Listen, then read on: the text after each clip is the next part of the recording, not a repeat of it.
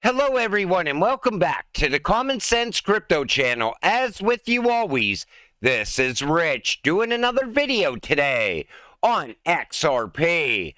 So I hope you're all having a wonderful day today, wherever you are in this great world.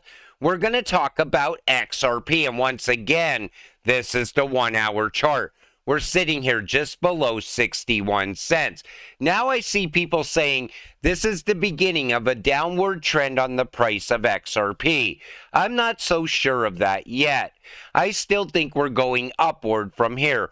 We'll have to wait and see how it all plays out. Ripple partner, HSBC, tokenization of gold. We are so early on tokenization, and the tokenization of gold is definitely going to boom at some point next year. What I like about tokenization is it allows the everyday working 9 to 5 person to invest in things they couldn't invest in before. It levels the playing field for the retail investor. It helps them get invested in real estate, gold, anything of value. And like I said, that boom is going to happen over the course of the next 12 to 18 months. Ripple is the official technology partner for the National Bank of Georgia's Digital Gel CBDC pilot. According to a press release issued today, in next steps, the National Bank and Ripple will jointly plan the project execution and gradual rollout plan. I was just talking to someone yesterday outside of crypto about CBDCs, and they said that's never going to happen. People will never want to use digital money. And I said I could agree with that to some extent, but it's happening right now all around the world. And I said the plan for the US, this is what I foresee happening. You're going to have digital money and paper money running side by side, but you're going to get incentives and rewards to use CBDC instead of paper money. And little by little, paper money will disappear, and all that you'll be left with is digital money. That will happen in the future. Wait and see. Dubai Financial Services Authority, official news release approving XRP. The UAE is in. BRICS Plus and oil. Digital currencies trade for oil. And you see Ripple right here.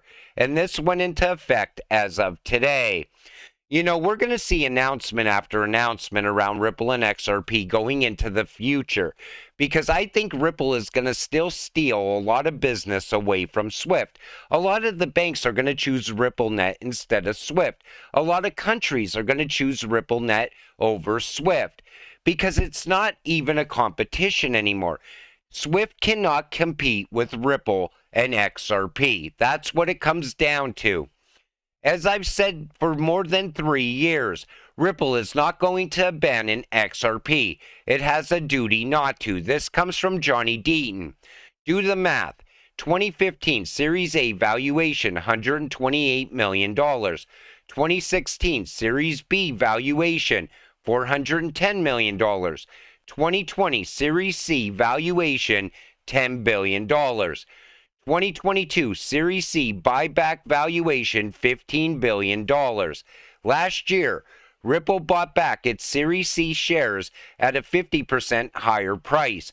Ripple clearly believed investing $300 million in itself was the best investment available at the time.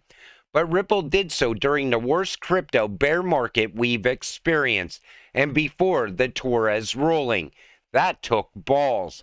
Now you see, one of the reasons why I've said Brad Garlinghouse is arguably the MVP of crypto company CEOs.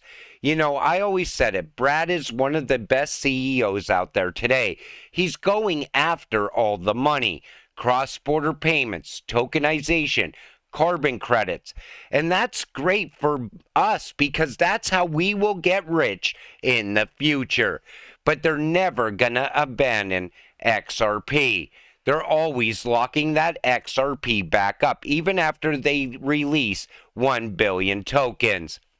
David Schwartz, what is the TCP IP of payment? We don't know yet. This is most likely one of the best videos I've ever seen of David Schwartz because he puts it all into perspective. Take a listen to this. That is going to happen no matter what. That is a given. We had a revolution in the physical delivery of goods with the shipping container, which changed globalization, started globalization. We had a revolution in the delivery of information with the internet. But what we don't know is, what is the TCP/IP of money? What is the shipping container of value? We don't know that yet. There's going to be one, though. That is a definite. And that's going to bring changes. And what I also want to get through is that one of those changes that I foresee and that I think is important is that the size of payments are going to shrink, drastically shrink. Many of you people here probably have a job and you probably get paid twice a month or every 2 weeks. Well, why is that? You probably pay bills once a month. Well, why is that? It's because payments are expensive and clunky. But if payments were cheap and simple, then those frequencies could go up. Money could be streamed at you while you're working. You could stream money to your landlord to pay for the place where you're staying. Now, I know those sound dumb, and I'll be blunt.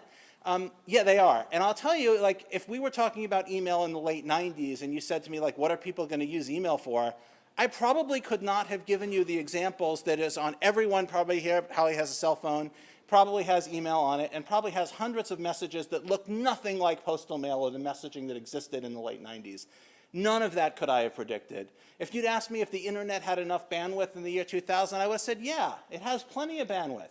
Well, could I have imagined Netflix and on-demand video? That's ridiculous, right? Like, the cost of bandwidth is too high for that. But the internet drove the cost of bandwidth down to zero. And if the cost of payments go down to zero, the world is going to change. Like I always said, people are so focused on like one country sending another country $1 billion or $1 trillion in the future.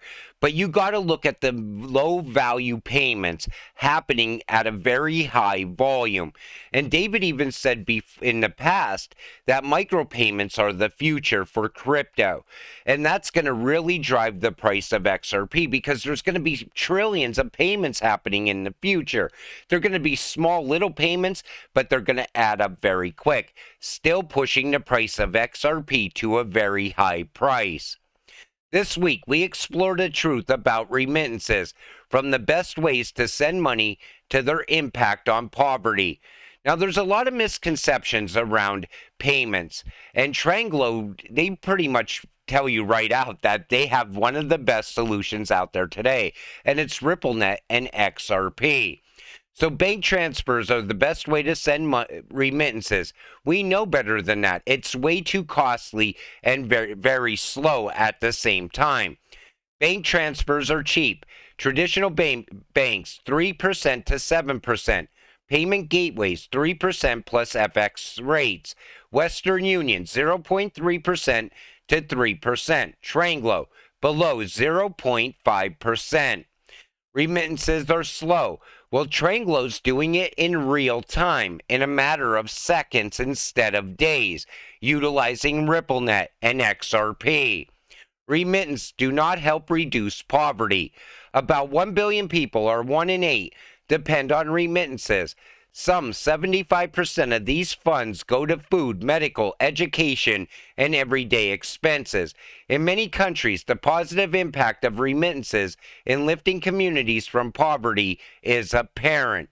And you know, if somebody's sending money home, say they're working in the United States and they want to send money home to Mexico, they don't want to use a payment service or the traditional banks to do that, because let's say it's $100. Well, if they go through the traditional bank, maybe only $80 shows up on the other end due to fees. But if they're sending $100 using RippleNet and XRP, $99.97 shows up on the other side, and it happens within seconds.